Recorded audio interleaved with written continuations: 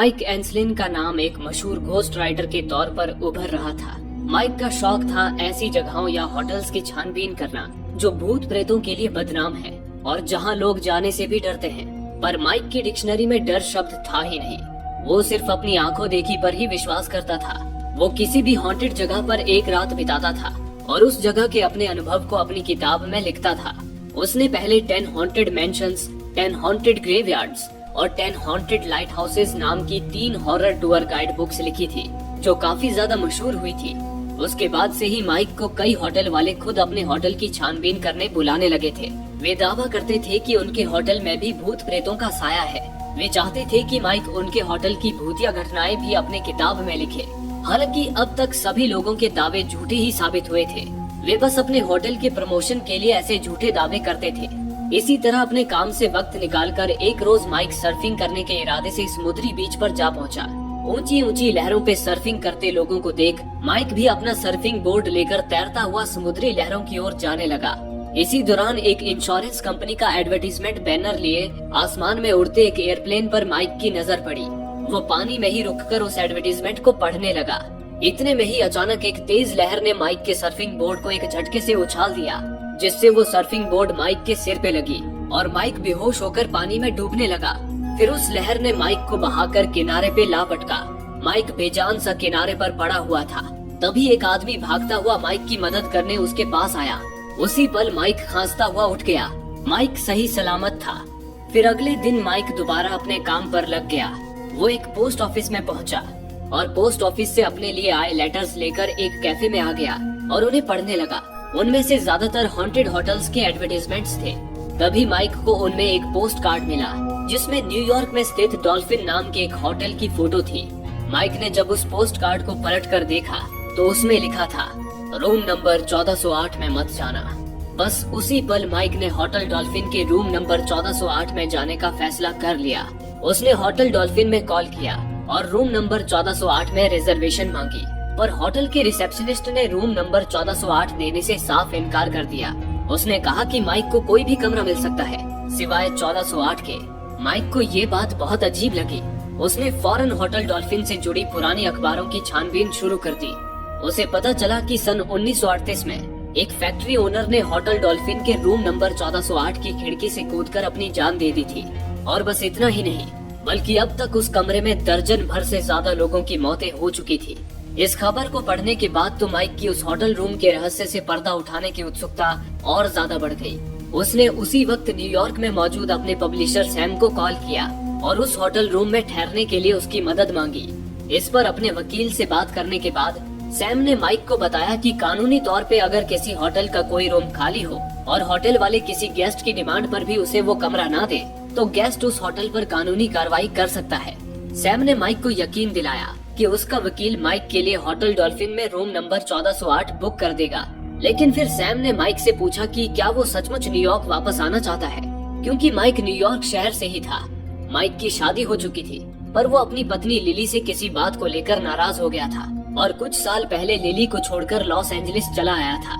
Mic के पिता उसे हमेशा लिली को अपनी जिंदगी में वापस लाने की सलाह देते थे, इसलिए माइक ने अपने पिता से भी दूरी बना ली थी। अब माइक को सिर्फ अपने काम से मतलब था, इसलिए वो अगली ही रात न्यूयॉर्क शहर के डॉल्फिन होटल में आ पहुंचा। वहां रिसेप्शन पर आकर माइक ने रिसेप्शनिस्ट से कहा कि आज रात के लिए उसने रूम नंबर 1408 बुक किया है। ये सुनकर रिसेप्शनिस्ट ने माइक से कुछ देर इंतजार करने को कहा और होटल के मैनेजर गेराल्ड ऑलिन को वहां बुला लाई। ऑलिन माइक को अपने साथ अपने ऑफिस में ले आया और उसे एक महंगी शराब की बोतल देते हुए बोला, मिस्टर माइक एंसलिन, ये $800 की शराब मेरी तरफ से आपके लिए एक तोहफा होगा अगर आप रूम नंबर 1408 की जगह कोई और रूम ले लें। इस पर माइक ने कहा, आपका तोहफा कीमती जरूर है मिस्टर ऑलिन, पर वो मुझे रूम नंबर 1408 में ठहरने से नहीं रोक सकता। ये सुनकर ऑलिन ने कहा, आप ये तो जानते हैं ना कि रूम नंबर 1408 में कितनी मौतें हुई हैं। आज तक कोई भी वहाँ 1 घंटे से ज्यादा समय तक टिक नहीं पाया है और अब मैं इस होटल में एक और मौत का रिस्क नहीं उठा सकता, इसलिए बेहतर यही होगा कि आप रूम नंबर 1408 में ना ठहरे। इस पर माइक ने मुस्कुराकर कहा, कोशिश अच्छी थी, पर तुम मुझे डरा नहीं पाओगे। मुझे पता है उस रूम में अब तक माइक खुशी कर चुके हैं, पर ऐसी घटनाएं तो कई और होटल्स में भी हो चुकी हैं और मैं वहाँ ठहरा भी हूँ। मुझे तो वहाँ कुछ नहीं हुआ। ये सुनकर ऑलिन मुस्कुराया और बोला, कुल 22 मौतें। तुमने अखबारों में सिर्फ इतना ही पढ़ा होगा, है ना? पर वो सारी तो नेचुरल डेथ्स थी जो अखबारों में छपी थी। असल में तो रूम नंबर 1408 में अब तक 56 मौतें हो चुकी हैं, वो भी बहुत ही अजीबोगरीब तरीके से। ये कहकर ऑलिन ने माइक को एक फाइल दिखाया जिसमें उस होटल रूम में मरने वाले सारे लोगों के फोटोग्राफ्स और डिटेल्स थे। ऑलिन ने आगे कहा, सन 1912 में केविन ओमैली नाम का एक सिलाई मशीन सेल्समैन रूम नंबर 1408 में मरने वाला पहला गेस्ट था।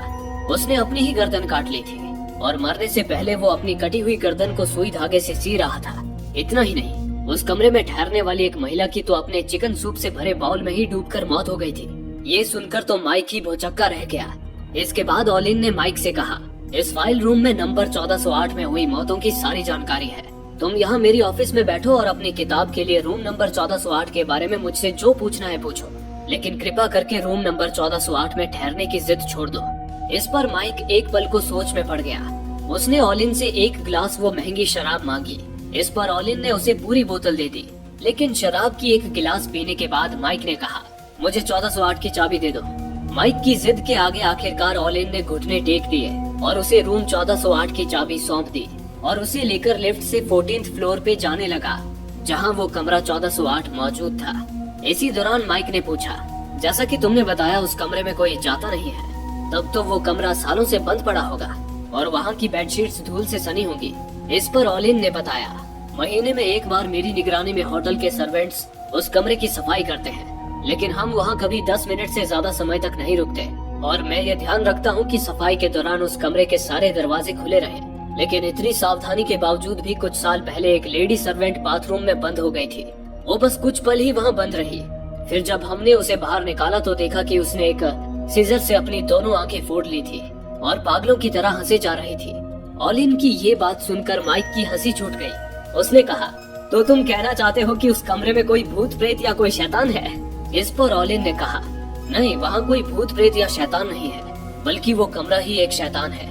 इसी के साथ वे लोग उस मंजिल पर पहुँच गए जहाँ रूम नंबर 1408 मौजूद था। ऑलिन ने माइक से कहा, मैं बस इतनी ही दूर तक तुम्हारे साथ आ सकता हूँ। मैं तुम्हें आखिरी बार कह रहा हूँ, उस रूम में मत जाओ। लेकिन माइक ने कहा, कल सुबह मिलते हैं मिस्टर ऑलिन। ये कहकर माइक अपने रूम की तरफ चल पड़ा और ऑलिन लिफ्ट से वापस लौट गया। माइक उस रूम में हुए मौतों के बारे में पढ़ता हुआ आगे बढ़ रहा था। उस रूम में हुई अजीबोगरीब मौतों की घटनाओं ने माइक को भी थोड़ा डरा दिया था। इसी के साथ माइक रूम नंबर 1408 के सामने आ खड़ा हुआ। वहीं उसे एक महिला अपने बच्चे के साथ रूम नंबर 1410 में जाती हुई दिखी, जो उस रूम के बगल में ही था। इसके बाद माइक ने डरे सहमे कमरे का दरवाजा खोला। अंदर घुप अंधेरा था। माइक ने जैसे ही लाइट्स ऑन की तो अंदर देखते ही उसके चेहरे के हाव भाव बदल गए, क्योंकि वो रूम तो काफी साफ सुथरा और आलीशान था। माइक ने बेफिक्र होकर कमरे का दरवाजा बंद कर दिया। इसके बाद माइक बाथरूम में आया। पहले तो उसने टॉयलेट पेपर फाड़कर अपना पसीना पोंछा। फिर उसने अपना टेप रिकॉर्डर निकाला, जिसमें वो अपने हॉन्टेड जगहों के एक्सपीरियंसेस को रिकॉर्ड करता था। उस टेप रिकॉर्डर को ऑन करके कमरे की छानबीन करते हुए माइक ने कहा, होटल के मैनेजर ऑलिन को मानना पड़ेगा, एक बार के लिए उसने मुझे भी डरा दिया था, लेकिन ये बस एक साधारण सा होटल रूम है। यहाँ ड्रॉर में एक बाइबल रखा है। लिविंग रूम में एक फ्रिज है जो शराब की बोतलें और कुछ स्नैक्स से भरी है। साथ ही यहाँ रूम के टेम्परेचर को कंट्रोल करने के लिए एक थर्मोस्टेट डिवाइस भी है, पर ये डिवाइस एक अधिक टेम्परेचर पर अटक पड़ा है, जिससे यहाँ काफी गर्मी बढ़ गई है। यहाँ के कारपेट्स पर दाग धब्बों के निशान हैं और यहाँ एक एंटीक अलमारी भी रखी हुई है जो आदम के जमाने की लगती है। ऐसे ही कुछ साधारण सामानों और 2-4 पेंटिंग्स के अलावा यहाँ मुझे कुछ खास नजर नहीं आ रहा है। माइक बेड पर लेटा अपने टेप रिकॉर्डर में उस कमरे का ये आंखों देखा दृश्य बयान कर रहा था। फिर वो उठकर खिड़की के पास आया और बताने लगा कि कमरे से बाहर का नजारा भी कुछ खास नहीं है। सामने बिल्डिंग्स हैं और ट्रैफिक का शोर शराबा शांति भंग करने वाला है। माइक ये सब रिकॉर्ड कर ही रहा था कि तभी अचानक कमरे में एक गाना बजने लगा। माइक हड़बड़ाकर जब पीछे पलटा तो देखा कि वो गाना बेड के बगल में रखे एक रेडियो पर बज रहा था, जिसमें एक घड़ी भी थी। तभी माइक ने देखा कि बिस्तर पर तकिए के ऊपर 2 चॉकलेट के पैकेट्स रखे थे। लेकिन ये तो अजीब बात थी, क्योंकि कुछ देर पहले तो माइक उसी बिस्तर से उठा था। उस वक्त तो वहाँ कोई चॉकलेट्स नहीं थे। लेकिन फिर माइक के दिमाग में आया कि ये सब जरूर ऑलिन की चाल होगी। ऑलिन का कोई आदमी उस रूम में ही कहीं छुपा होगा और उसे डराने की कोशिश कर रहा होगा।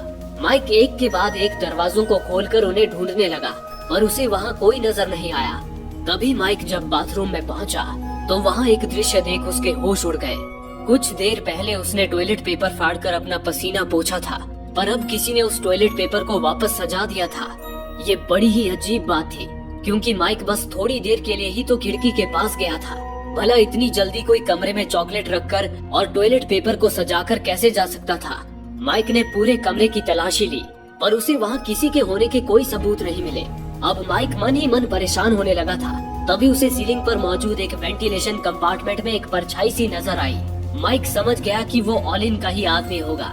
माइक ने चिल्लाकर उससे कहा, थोड़ी और कोशिश कर बेवकूफ, ये बेकार के पैंतरे हैं। इस दौरान अब उस कमरे में काफी गर्मी होने लगी थी। तब माइक ने रिसेप्शन पर कॉल किया, लेकिन माइक के कुछ बोलने से पहले ही रिसेप्शनिस्ट ने उससे पूछा, मिस्टर एंसलिन, क्या अब आप होटल से चेकआउट करना चाहते हैं? इस पर माइक ने चिढ़कर कहा, भला मैं चेकआउट क्यों करना चाहूँगा? मैंने तो इसलिए कॉल किया है ताकि आप किसी इंजीनियर को भेजकर मेरे कमरे का थर्मोस्टेट डिवाइस ठीक करवाएं। इस पर रिसेप्शनिस्ट ने कहा कि वो इसी वक्त एक इंजीनियर को उस रूम में भेज रहे हैं। ये सुनकर माइक के मन को शांति मिल गई। अब एक और माइक को शक होने लगा था कि जरूर उस कमरे में कोई खुफिया चैम्बर है। जो कोई भी उसे डराने की कोशिश कर रहा है वो उस चैम्बर में ही छुपा है। वहीं दूसरी ओर उसे ये ख्याल भी भयभीत कर रहा था कि उस कमरे में ना जाने कितने लोगों की दर्दनाक तरीके से मौत हुई है और उस कमरे के हर एक कोने में किसी न किसी की लाशें पाई गई हैं। उसी पल माइक ने सारे कमरे की लाइट्स ऑफ कर दी। फिर उसने अपनी अल्ट्रावायलेट लाइट निकाली और उसकी रोशनी में कमरे के हर एक कोने को देखने लगा। हालांकि उस कमरे को साफ कर दिया गया था, लेकिन अल्ट्रावायलेट लाइट की रोशनी में उस कमरे के हर एक कोने, बेड और दीवारों पर खून के निशान नजर आ रहे थे। खून के निशान देख माइक इमेजिन कर पा रहा था कि उस कमरे में लोग कितनी भयानक मौत मरे होंगे। इसके बाद माइक ने लाइट दोबारा शुरू कर दी और सोफे पर बैठकर ये सारी बातें टेप रिकॉर्डर में रिकॉर्ड करने लगा। तभी अचानक दरवाजे पर दस्तक हुई। माइक डर के मारे सोफे पर उछल पड़ा, पर उसने खुद को शांत किया और दरवाजे पर जाकर देखा तो बाहर एक आदमी खड़ा था। वो आदमी एक इंजीनियर था जो उस कमरे का थर्मोस्टेट डिवाइस ठीक करने आया था। माइक इंजीनियर के लिए दरवाजा खोलने लगा, पर वो दरवाजा जाम हो चुका था। माइक ने पूरी ताकत लगाकर दरवाजे को खींचा, तब वो दरवाजा एक झटके से खुला, जिससे माइक पीछे गिरते गिरते बचा। उस इंजीनियर ने माइक से पूछा, थर्मोस्टेट कमरे को बहुत ज्यादा गर्म कर रहा है या ठंडा? इस पर माइक ने कहा, तुम खुद ही अंदर आकर क्यों नहीं देख लेते? लेकिन उस इंजीनियर ने उस कमरे में घुसने से सख्त मना कर दिया। उसने कहा कि वो माइक को बता तो सकता है कि थर्मोस्टेट कैसे ठीक किया जाए, पर वो अंदर आने का रिस्क नहीं उठा सकता। माइक के पास कोई रास्ता भी नहीं था। इंजीनियर ने दरवाजे पर खड़े रहकर माइक को इंस्ट्रक्शन दिया, जिससे माइक थर्मोस्टेट डिवाइस ठीक करने में कामयाब हो गया। माइक जब उस इंजीनियर का शुक्रिया अदा करने पीछे मुड़ा तो देखा कि वो इंजीनियर वहाँ से निकल चुका था।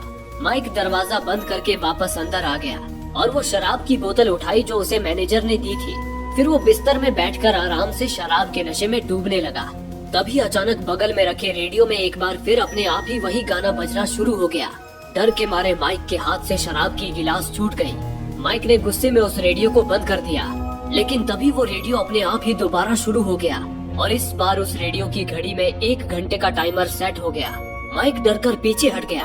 उसी पल माइक को मैनेजर ऑलिन की वो बात याद आई कि कोई भी उस कमरे में 1 घंटे से ज्यादा टिक नहीं सकता। हालांकि माइक को अब भी ये ऑलिन की चाल लग रही थी। वो उसे मन ही मन गालियां देने लगा, पर तभी अचानक माइक को कुछ भी सुनाई देना ही बंद हो गया। माइक को कुछ समझ नहीं आया। वो खिड़की के पास गया और ट्रैफिक की आवाज सुनने की कोशिश करने लगा, लेकिन उसे अब कोई भी आवाज सुनाई नहीं दे रही थी।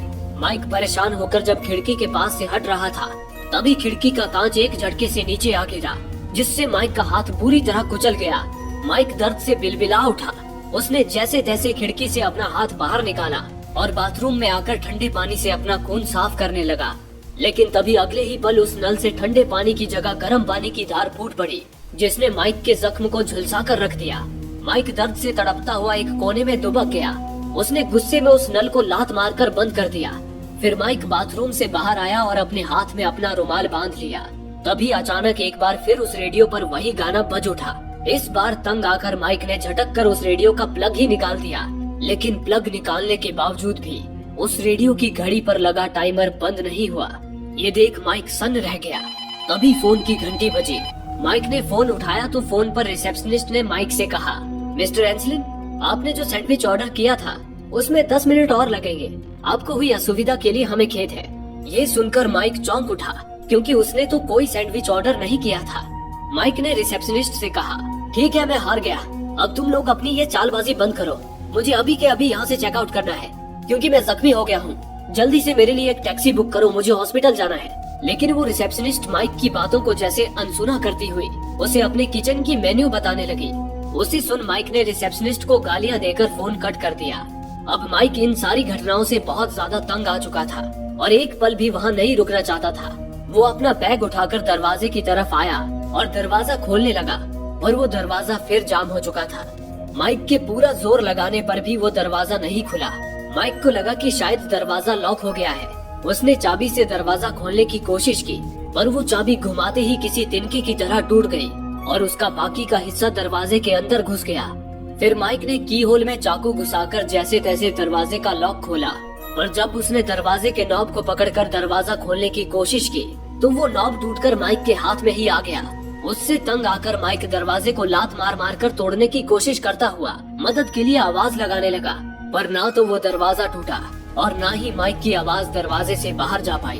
तभी माइक ने जब पीप होल से बाहर झांक कर देखा तो पीप होल में उसे उसकी ही आंखें दिखाई देने लगी। माइक डरकर दरवाजे से दूर हट गया। फिर वो भागकर खिड़की के पास आया और चिल्लाकर मदद के लिए आवाज लगाने लगा, लेकिन ट्रैफिक की आवाज में उसकी आवाज दबकर रह गई। तभी माइक को सामने की बिल्डिंग में एक आदमी खिड़की के पास बैठा दिखाई दिया। माइक चीखता चिल्लाता हुआ उसे मदद के लिए आवाज देने लगा। खुशकिस्मती से उस आदमी ने माइक को देख लिया और उठकर खिड़की के पास आया। माइक ने चिल्लाकर उसे पुलिस को कॉल करने का इशारा किया, पर तभी खिड़की पर मौजूद वो आदमी माइक की मदद करने के बजाय उसकी नकल उतारने लगा। माइक जो भी हरकतें कर रहा था वो आदमी भी वैसे ही उसकी नकल उतार रहा था, मानो माइक आईने के सामने खड़ा हो। ये देख माइक हैरान था, पर अंधेरे के कारण माइक को उस आदमी की शक्ल नहीं दिख रही थी। इस पर माइक ने एक लैंप उठाया और अपने चेहरे पर रोशनी डाली। ठीक उसी टाइम पर उस आदमी ने भी लैंप उठाकर रोशनी अपने चेहरे की ओर की। तभी माइक ने जो देखा उससे उसके होश फाख्ता हो गए। वो आदमी माइक का डुप्लीकेट था। तभी अचानक उस आदमी के पीछे कोई शख्स आ खड़ा हुआ और एक हथौड़े से मारकर उसका सिर फोड़ दिया। उसे देख माइक भी डरकर जब पीछे पलटा तो उसके पीछे भी वही हथौड़े वाला शख्स खड़ा था। वो शख्स हथौड़े से माइक पर बेतहाशा हमला करने लगा, पर माइक किसी तरह उससे बचता हुआ आंख बंद करके एक कोने में दुबक गया। पर अगले ही पल जब उसने अपनी आंखें खोली तो वो शख्स वहाँ से गायब हो चुका था। माइक की जान में जान आ गई। माइक उठकर वापस खिड़की के पास आया और एक लैंप उठाकर नीचे फेंका, इस उम्मीद में कि शायद कोई ऊपर देख ले और उसकी मदद के लिए पुलिस को कॉल कर दे। लेकिन आश्चर्य की बात थी कि वो लैंप आधा दूर गिरते ही हवा में कहीं गायब हो गया। ये देख माइक के आश्चर्य का ठिकाना न रहा। माइक समझ नहीं पा रहा था कि आखिर उसके साथ हो क्या रहा है। तभी माइक को याद आया कि यहाँ आने से पहले ऑलिन ने उसे शराब की महंगी बोतल दी थी, जिसे उसने पिया भी था, और उसने वो चॉकलेट भी तो खाई थी। माइक को यकीन था कि जरूर उस शराब या चॉकलेट में कोई ड्रग मिला हुआ था, जिसके असर से ही उसे हेलुसिनेशन हो रहे थे। माइक अपने दिमाग को काबू में रखने की कोशिश करने लगा, पर तभी लिविंग रूम से उसे एक आवाज आई, डैडी मैं आपको देख सकती हूँ।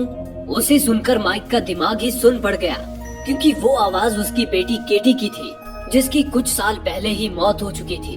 माइक भागकर लिविंग रूम में आया, पर वहाँ कोई नहीं था। तभी अगले ही पल उसे कमरे के हर कोने में केटी की आवाज सुनाई देने लगी। माइक डरकर जैसे खुद में सिमटता हुआ एक जगह पे बैठ गया। तभी अगले ही पल माइक की नजर खिड़की की ओर गई। माइक को वहाँ एक आदमी और एक औरत एक एक कर खिड़की से कूदते नजर आए, और उसके ठीक बाद उसे लिविंग रूम में कुछ तड़कने जैसी आवाज आई। माइक भागकर जब लिविंग रूम में गया तो देखा कि वहाँ एक दीवार में दरार आ गई थी और उस दरार से खून की धार बह रही थी। इन सारी घटनाओं ने माइक को सच और भ्रम के जाल में उलझा दिया था। उसे लगने लगा था कि वो कोई सपना देख रहा है, क्योंकि ऐसी अजीबोगरीब घटनाएं तो केवल सपने में ही घट सकती थी। माइक ने सोचा कि अगर वो सपने में है तो वो कुछ भी कर सकता है, उससे वो मरेगा नहीं। ये सोचकर माइक ने डिसाइड किया कि वो खिड़की से निकलकर दूसरे कमरे में जाने की कोशिश करेगा। उसने दरवाजे पर मौजूद मैप में देखकर अंदाजा लगाया कि दूसरे कमरे की खिड़की बाहर से बस 18 फीट की दूरी पर है। वो खिड़की से बाहर निकला और बड़ी मुश्किल से एक पतली सी समतल जगह पर पैर जमाकर सरकता हुआ दूसरे कमरे की खिड़की की ओर जाने लगा। उसके अंदाजे के मुताबिक दूसरे कमरे की खिड़की 9 कदमों की दूरी पर थी। उसने अपनी जान की बाजी लगाकर किसी तरह सरकते हुए 9 कदमों की दूरी तय कर ली। पर तभी उसे एक जोर का झटका लगा जब उसने देखा कि वहाँ दूर दूर तक किसी भी कमरे की खिड़की ही नहीं थी सिवाय कमरा नंबर 1408 के। इस घबराहट में माइक के कदम लड़खड़ा गए और वो नीचे गिरते गिरते बचा, पर उसने किसी तरह अपने डर पर काबू किया और खुद को संभालता हुआ वापस अपनी खिड़की पर लौट आया। पर वो जैसे ही खिड़की से अंदर घुसने को हुआ तभी अंदर से एक अनजान औरत ने माइक पर हमला कर दिया, जिससे बचने के चक्कर में माइक पीछे हटा और बिल्डिंग से नीचे गिरने लगा। पर खुशकिस्मती से वो एक दीवार से लटक गया। तभी वो औरत जिसने माइक पर हमला किया था वो खिड़की से नीचे कूद गई और वो खिड़की बंद होने लगी। माइक अपनी पूरी जान लगाकर ऊपर चढ़ा और खिड़की बंद होने से पहले वापस कमरे के अंदर घुस गया। माइक की जान में जान आ गई। अब माइक को यकीन हो चुका था कि ये कोई सपना नहीं है, वरना इतने शौक लगने से वो कब का सपने से जाग गया होता। इतने में ही माइक की नजर दरवाजे पर मौजूद मैप पर पड़ी। उसने देखा कि अब उस मैप से होटल के बाकी कमरे गायब हो चुके थे और उसमें बस वो 1408 नंबर का कमरा ही मौजूद था, वो भी होटल की बीचों बीच। माइक ने जब अपने चारों ओर नजरें दौड़ाई तो देखा कि कमरे की खिड़की दीवारों से पैक हो चुकी थी। ये सब देख माइक का जैसे सिर फटने लगा। उसी पल माइक को अपने मोबाइल फोन का ख्याल आया। उसने अपने बैग से मोबाइल निकाला, लेकिन उसके मोबाइल पर सिग्नल ही नहीं था। फिर उसने फौरन अपना लैपटॉप ओपन किया। उसके लैपटॉप पर इंटरनेट काम कर रहा था। उसने तुरंत अपनी पत्नी लिली को वीडियो कॉल किया। खुशकिस्मती से लिली ने कॉल रिसीव कर लिया, लेकिन माइक के लिली को छोड़ जाने पर लिली माइक से बहुत ज्यादा नाराज थी। माइक उससे माफी मांगता हुआ उससे मदद की गुहार लगाने लगा। उसने कहा, लिली प्लीज पुलिस को कॉल करो और उन्हें बताओ कि मैं डॉल्फिन होटल के रूम नंबर 1408 में फंस गया हूँ। इस पर लिली ये सुनकर और ज्यादा नाराज हो गई कि माइक न्यूयॉर्क में है और वो उससे मिलने भी नहीं आया। माइक लिली से मदद मांगता रहा, पर लिली उससे शिकायतें करती रही। तभी अचानक उस कमरे का फायर सेंसर ऑन हो गया, जिससे ऊपर मौजूद फायर स्प्रिंकलर से पानी की बौछार होने लगी। वो पानी लैपटॉप पर पड़ते ही लैपटॉप बंद हो गया। माइक ने गुस्से में एक लकड़ी का टुकड़ा फेंककर उस फायर स्प्रिंकलर पे मारा, जिससे पानी की बौछार रुक गई। इसी दौरान माइक की नजर फायर स्प्रिंकलर के पास मौजूद वेंटिलेशन पर पड़ी। माइक को वेंटिलेशन से होकर कमरे से निकलने का आइडिया आया। माइक ने अपने चाकू से उस वेंटिलेशन की जाली को खोल दिया और उसके अंदर घुस गया। उस वेंटिलेशन से होते हुए माइक दूसरे कमरे के वेंटिलेशन जाली तक आ गया और नीचे झांक कर देखा। नीचे एक औरत अपने बच्चे को गोद में लिए बैठी थी। माइक ने उस औरत को मदद के लिए आवाज दिया, पर तभी कुछ अजीब हुआ। उस कमरे से माइक की ही आवाज आने लगी। उसी पल उस औरत ने माइक की ओर देखा। वो औरत कोई और नहीं बल्कि माइक की पत्नी लिली थी, जो उनकी बेटी केटी को गोद में लिए बैठी थी। असल में वो माइक के ही बीते कल का एक दृश्य था। उसे देख माइक का दिमाग ही चकरा गया। वो डर के मारे वहाँ से आगे बढ़ा। तभी आगे जाकर उसे एक और वेंटिलेशन जाली नजर आई, पर जब उसने नीचे झांक कर देखा तो एक बार फिर उसे उसके बीते कल की एक घटना दिखाई दी, जिसमें किसी बात को लेकर उसकी और उसके पिता के बीच में कोई बहस हो रही थी। इन सब दृश्यों से माइक को अपने बीते कल की कुछ गलतियाँ याद आने लगी। दरअसल कुछ साल पहले माइक और उसकी पत्नी लिली अपनी बेटी केटी के साथ हंसी खुशी जीवन बिता रहे थे, लेकिन एक दिन उन्हें पता चला कि केटी को एक लाइलाज बीमारी है, जिसकी वजह से वो कुछ ही दिनों में मरने वाली है। इस खबर ने माइक और लिली की जिंदगी में तूफान ला दिया था। लिली सारी उम्मीद छोड़ चुकी थी और अपनी बेटी केटी के आखिरी समय में वो उसे धार्मिक बातें सिखाती रहती थी। वो कहती थी कि एक दिन हर इंसान मर जाता है और स्वर्ग में जाता है, वैसे ही केटी भी स्वर्ग में जाएगी, जहाँ वो ईश्वर से मिलेगी और स्वर्ग में उसे हर खुशी प्राप्त होगी। लेकिन माइक एक नास्तिक था। वो चाहता था कि लिली केटी को धार्मिक मनाना छोड़कर उसका मनोबल बढ़ाए। फिर एक दिन केटी दुनिया से चल बसी। तब माइक केटी की मौत का सारा दोष लिली पर मढ़ने लगा। वो लिली से इस बात पर झगड़ने लगा कि अगर लिली ईश्वर की भक्ति छोड़कर केटी का मनोबल बढ़ाती तो शायद केटी बच जाती।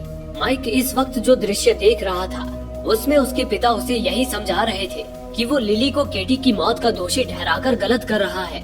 लेकिन माइक इस बात पर अपने पिता से भी नाराज हो गया था और वो अपने पिता और लिली को छोड़कर हमेशा के लिए लॉस एंजलिस चला गया था। तब से लिली अकेली पड़ गई थी और माइक के पिता ओल्ड एज होम में अपना बुढ़ापा काट रहे थे। तभी माइक के पिता ने उसे घूर कर देखा, जिससे डरकर माइक वेंटिलेशन में आगे बढ़ गया। लेकिन अब माइक को वेंटिलेशन से बाहर निकलने का कोई रास्ता नजर नहीं आ रहा था। तभी थोड़ा आगे जाते ही माइक को एक जगह पर किसी आदमी की धूल और मकड़ी के जालों में लिपटी लाश नजर आई।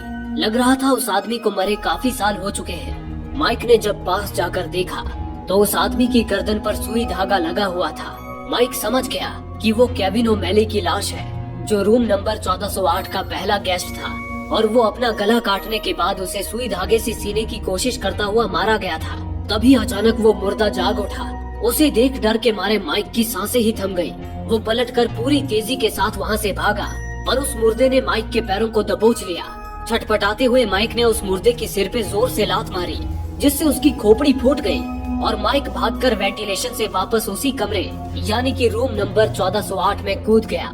दोबारा उस रूम में आकर माइक ने राहत की सांस ली। अपने मन को शांत रखने के लिए माइक ने शराब पीने की सोची, पर जब उसने फ्रिज खोला तो फ्रिज के अंदर उसे होटल का मैनेजर ऑलिन दिखाई देने लगा।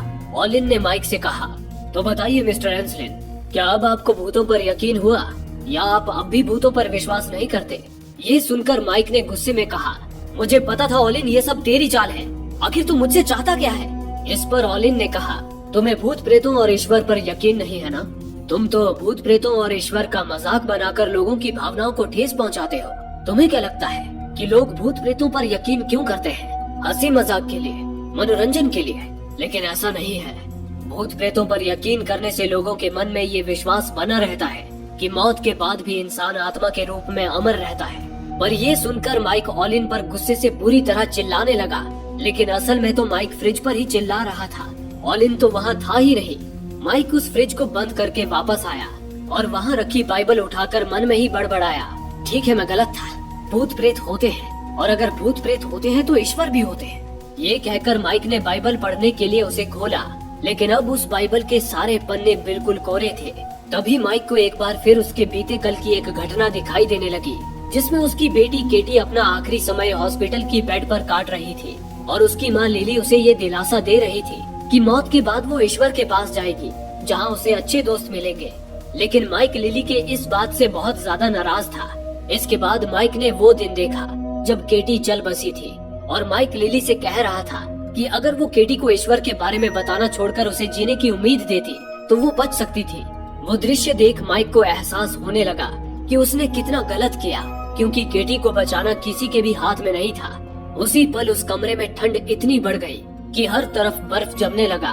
माइक ठंड से कांपता हुआ चादर लपेटकर एक कोने में बैठ गया और गर्माहट के लिए कमरे की चीजों से आग जलाने लगा। माइक को अब ऐसा एहसास होने लगा था कि वो नर्क में आ गया है और अपने बुरे कर्मों की सजा भुगत रहा है। तभी माइक को उसके लैपटॉप से एक आवाज आई। वो आवाज माइक की पत्नी लिली की थी। माइक ने फौरन लैपटॉप ओपन किया और लिली को वीडियो कॉल पर देखकर खुश हो गया।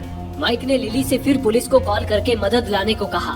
इस पर लिली ने बताया कि उसने तो पुलिस को कॉल करके रूम नंबर 1408 में भेजा था, पर रूम नंबर 1408 में तो कोई भी नहीं था। ये सुनकर माइक चौंक गया। तभी लिली ने माइक से कहा, घबराओ मत, मैं 15 मिनट में खुद तुम्हें लेने वहाँ पहुँच रही हूँ। पर माइक ने घड़ी में देखा तो उसके पास अब सिर्फ 2 मिनट बचे थे। माइक ने लिली से कहा कि उसे जल्दी आना होगा वरना वो नहीं बचेगा।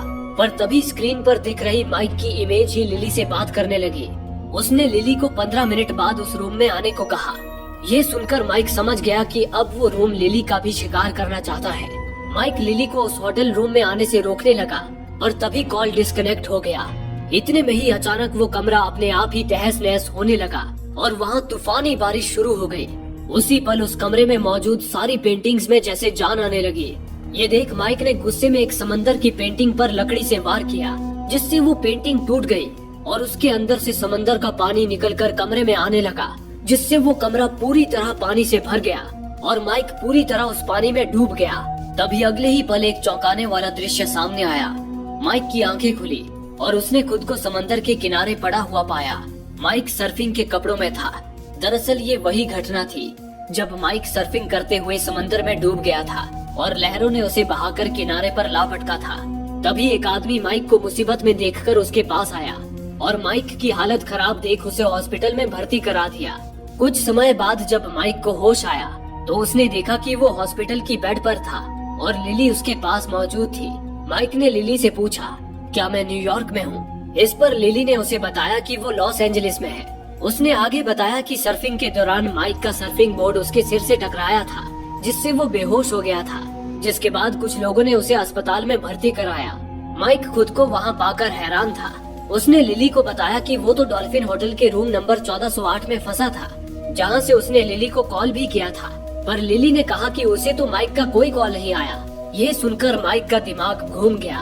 माइक हॉस्पिटल से डिस्चार्ज होते ही लिली के साथ एक रेस्टोरेंट में गया और उसे रूम नंबर 1408 में बीती अपनी सारी कहानी बयान की। इस पर लिली ने माइक से कहा कि वो सब माइक का एक बुरा सपना था और कुछ नहीं। लेकिन तभी माइक को उस रेस्टोरेंट में एक औरत दिखी। ये वही औरत थी जो माइक को रूम नंबर 1408 में खिड़की से कूदती हुई दिखाई दी थी। पर माइक के पलके झपकते ही माइक को उस औरत की जगह वहाँ कोई दूसरी ही औरत दिखने लगी, यानी कि वो बस माइक का वहम था। अगले दिन माइक पोस्ट ऑफिस पहुँचा और वहाँ से अपने लेटर्स कलेक्ट किए। माइक उन लेटर्स में होटल डॉल्फिन का वो पोस्ट कार्ड तलाश करने लगा, पर उसे वहाँ कोई पोस्ट कार्ड नहीं मिला। फिर माइक अखबारों में होटल डॉल्फिन में घटी घटनाओं की तहकीकात में जुट गया। उसे पहले की तरह एक अखबार में एक फैक्ट्री ओनर के सुसाइड की खबर मिली, जिसके बारे में माइक ने पहले पढ़ा था कि उस फैक्ट्री ओनर ने होटल डॉल्फिन के रूम नंबर 1408 से कूदकर अपनी जान दे दी थी। पर अब तो अखबार में उसके मौत की वजह कुछ और ही छपी थी। उस अखबार में लिखा था कि उस फैक्ट्री ओनर ने एक ब्रिज से कूदकर अपनी जान दी। वो खबर पढ़कर अब माइक को भी समझ आने लगा कि उसके साथ घटी वो सारी घटना बस उसका एक बुरा सपना था, और वो सपना उसे तब आया था जब वो सर्फिंग के दौरान बेहोश हो गया था। पर उस सपने ने माइक को उसके बुरे कर्मों का एहसास दिला दिया था। माइक लिली और अपने पिता को छोड़कर जाने के लिए शर्मिंदा था। माइक ने लिली और अपने पिता के पास जाकर उनसे माफी मांगी, पर वो सपना माइक के दिमाग में किसी हकीकत की तरह बसा हुआ था। उस सपने को अपने दिमाग से निकालने के लिए माइक ने अपने उस सपने पर एक पूरी किताब लिख डाली और उस किताब का नाम रखा 1408। फिर वो उस किताब को अपने न्यूयॉर्क में मौजूद पब्लिशर सैम को भेजने के लिए पोस्ट ऑफिस आ गया। उसने वहाँ एक कर्मचारी से कहा, मुझे जल्द से जल्द ये पैकेज न्यूयॉर्क भेजना है। इस पर वो कर्मचारी जैसे ही माइक की ओर मुड़ा, उसे देख माइक के पैरों तले जमीन ही खिसक गई, क्योंकि वो कर्मचारी डॉल्फिन होटल का वेटर था। तभी माइक ने देखा कि उस पोस्ट ऑफिस के सारे कर्मचारी होटल डॉल्फिन के ही स्टाफ थे। इतने में ही अचानक उन लोगों ने हथौड़ा उठाकर उस पोस्ट ऑफिस को तोड़ना शुरू कर दिया। पोस्ट ऑफिस की दीवार टूटते ही उसकी दूसरी तरफ उस होटल डॉल्फिन के रूम नंबर 1408 की दीवारें नजर आने लगी। ये देख माइक का सिर ही घूमने लगा और देखते ही देखते माइक दोबारा रूम नंबर 1408 में आ गया। इसका मतलब था कि रूम नंबर 1408 में घटी घटनाएं माइक का सपना नहीं था, बल्कि हकीकत थी। और माइक अब भी होटल रूम से बाहर नहीं निकल पाया था, लेकिन इस बार वो कमरा एक खंडर की तरह नजर आ रहा था। माइक को समझ नहीं आ रहा था कि आखिर उसके साथ ये सब क्यों हो रहा है। इतने में ही माइक को वहाँ उसकी बेटी केटी नजर आई। माइक अपनी बेटी को गले से लगाकर रोने लगा, पर तभी अचानक एक बार फिर वहाँ वो रेडियो बज उठा और उसी पल माइक की बेटी राख में बदल गई। माइक परेशान होकर उस कमरे की चीजों को इधर उधर फेंकने लगा और अंत में थककर वहीं गिर पड़ा। इतने में ही उस रेडियो पर मौजूद घड़ी में 1 घंटे का टाइमर समाप्त हो गया और माइक ने खुद को दोबारा उस होटल रूम में पाया, जहां सब कुछ पहले की तरह साफ सुथरा था। और उस घड़ी में एक बार फिर 1 घंटे का टाइमर शुरू हो गया था। तभी उस कमरे का फोन बजा। माइक ने फोन उठाया और बोला, तुम मुझे मार क्यों नहीं देते? मुझे ऐसे तड़पा क्यों रहे हो? इस पर उसे जवाब आया, मिस्टर हेंसलिन, हम अपने हर गेस्ट को 2 चॉइस देते हैं। आप चाहें तो बार बार हर घंटे हमारी सर्विस को एंजॉय कर सकते हैं, या फिर आप हमारा एक्सप्रेस चेकआउट सर्विस लेकर चेकआउट कर सकते हैं। ये सुनकर माइक ने फोन का रिसीवर टेबल पर ही रख दिया और लिविंग रूम में आया। तभी उसे वहाँ एक फांसी का फंदा दिखा, यानी कि एक्सप्रेस चेकआउट सर्विस का मतलब था कि खुद अपनी जान देकर हमेशा के लिए उस कमरे और दुनिया से मुक्ति लेना। अब माइक को समझ आ चुका था कि उस कमरे में आने वाले गेस्ट अपनी जान क्यों ले लेते थे। दरअसल उस कमरे में कोई भूत प्रेत या शैतान नहीं था, बल्कि वो कमरा खुद एक शैतान था, जो उसमें ठहरने वाले लोगों को उनके बुरे कर्मों की झलक दिखाकर और उन्हें भयानक परिस्थितियों में डालकर उन्हें इस कदर तड़पाता था कि वे लोग अपना दिमागी संतुलन साइड करने पर मजबूर हो जाते थे। और जो लोग बच जाते थे उन्हें वो कमरा 2 चॉइस देता था, या तो वे हर घंटे तड़पते रहे या उस कमरे के बताए हुए तरीके से अपनी जान देकर दुनिया से मुक्ति ले ले। यही वजह थी कि उस शैतानी कमरे से आज तक कोई जिंदा नहीं लौट पाया था। उसी पल माइक को आईने में फंदे से लटकी उसकी लाश नजर आई। माइक ने वापस फोन उठाया और कहा, मैं चेकआउट तो करूंगा, पर अपने तरीके से। ये कहकर माइक ने फोन कट कर दिया, लेकिन तभी फोन फिर बजा। माइक ने फोन उठाया तो उसे आवाज आई, माफ कीजिएगा सर, मैं आपको बताना भूल गई थी। आपकी पत्नी ने कुछ देर पहले कॉल किया था, वो 5 मिनट में इस कमरे में आ रही है। ये सुनकर माइक ने कहा, तुम्हें जो करना है मेरे साथ करो, पर मेरी पत्नी को छोड़ दो। पर तभी वो फोन पूरी तरह पिघल गया तब माइक ने एक पल सोचा, फिर शराब की बोतल उठाकर सोफे पे बैठ गया।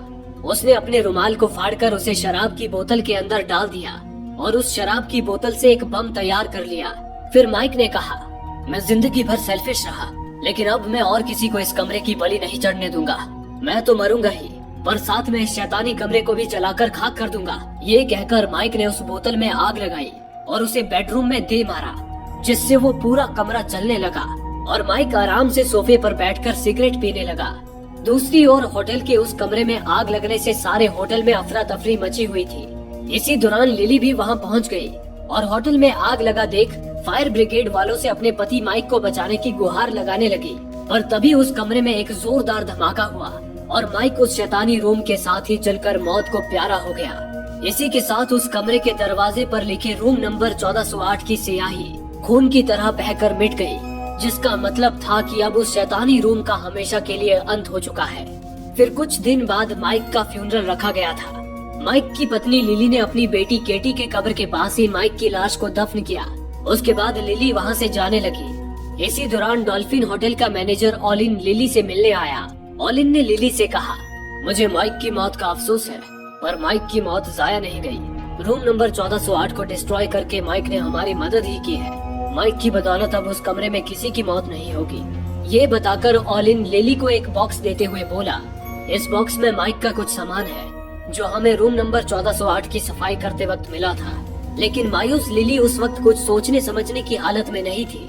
उसने वो बॉक्स लेने से इनकार कर दिया और वहाँ से चली गई। फिर ऑलिन वापस अपनी कार में लौट गया। तभी ऑलिन ने माइक के उस सामान का बॉक्स खोला। उसके अंदर माइक का वो टेप रिकॉर्डर भी था। ऑलिन उसे सुनने लगा। तभी ऑलिन को माइक की बेटी केटी की आवाज सुनाई दी, जो बार बार अपने पिता को पुकार रही थी।